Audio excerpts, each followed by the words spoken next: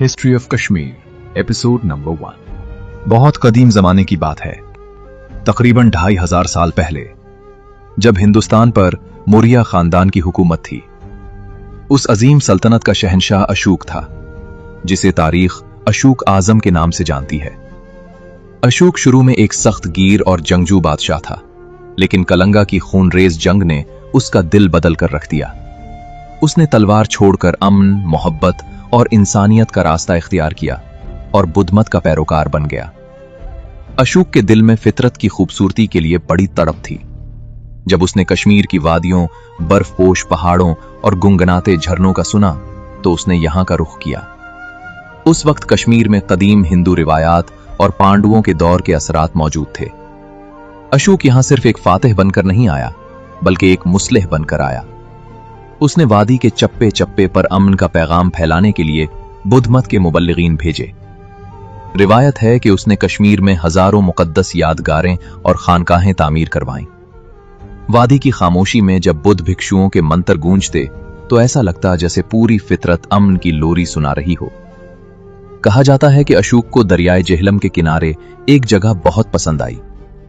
ये जगह पहाड़ों के बीचों बीच एक महफूज पनाहगाह की तरह थी। यहीं पर अशोक ने एक नए शहर की बुनियाद रखी, जिसे श्रीनगर कहा गया।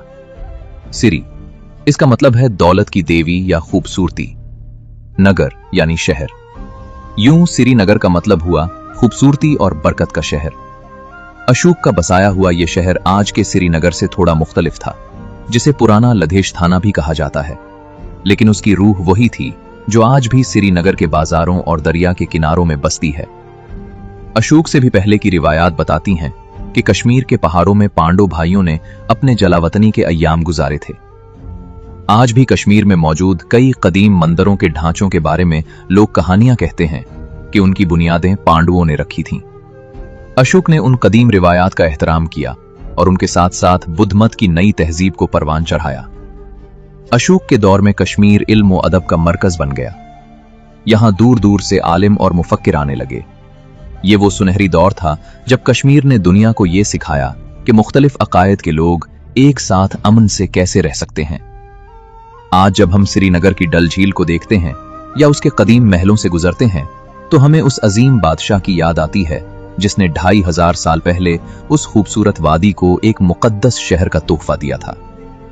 यह शहर सिर्फ ईंट और पत्थर का नहीं था, बल्कि ये अशोक के उस ख्वाब की ताबीर थी जहां इंसान और फितरत एक दूसरे के गले मिलते हैं।